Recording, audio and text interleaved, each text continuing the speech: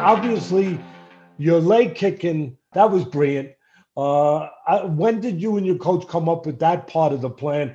Because if you're fighting the greatest striker of all time, or as I said, one of the greatest strikers, it's kind of hard to strike if you have no legs. So when did you come up with that? Because that was brilliant. It came together during training camp. We started exploring it and working it in sparring rounds. And then in drill sessions, we would just rep it, man. We would do it thousands of times, low kicks from different angles, countering low kicks off of him being too heavy on his cross and being off balance. We knew that taking away one of his wheels on a guy like Conor, who uses that in and out movement to disrupt your timing and to counter punch. He's one of the best counter punchers that mixed martial arts has ever seen.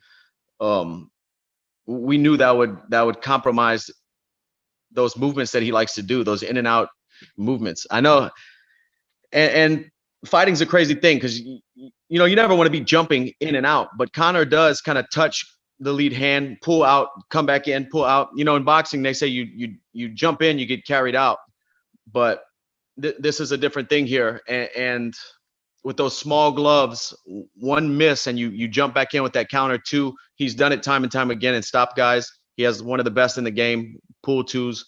And we knew damaging his legs as the fight went on. I didn't know it was going to happen that early in the fight, but we knew over 25 minutes, if I just kept chipping away and making deposits, that it would pay off. Regarding the leg kicks, Dustin, I think it was it Jim Miller who you fought who did the same thing to you a while back? Yep, in New York, at the Barclays Center. And tore your leg up, right? So yeah. For we're getting a bigger MMA audience lately, but for guys who are just boxing fans, like how bad does that hurt when someone's constantly kicking you in the back of the calf? I can imagine how much it hurts, but I'm curious from someone who's been on the giving end, receiving end, talk to me about the damage that does and what it does to your mind. I've had 40 something mixed martial arts fights, and I've never felt, everything's kind of numbed during the fight. Of course, you leave the octagon and reality sets in, adrenaline starts wearing off, and you feel a lot of pain in all over your body after some of these fights. But I've never felt more pain during the act of fighting than when my leg got kicked by Jim Miller over and over again that night in New York.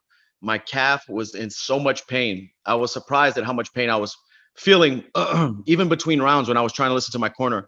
They were icing my leg. It was one of the most painful things that I've been through in a fight, and I've had my nose crushed in a fight and fought another 10 minutes and won the fight. I've had cracked hands. The list goes on of things that's happened to me in fights and injuries, but the calf kick was one of the most painful things I've ever felt. So I knew he was feeling it. Oh, yeah, you could see the way he was limping afterwards. He couldn't even posture and pretend that he wasn't. It looked like he had a broken leg. But the other thing that I wanted to say quickly is credit to Mikey Brown. From Jorge Masvidal to the game plan that you guys put together for Dustin Poirier and then what George did to Ben Askren. We got to have Mike Brown on here to talk about some of his philosophies because he is doing a hell of a job with a lot of guys down there.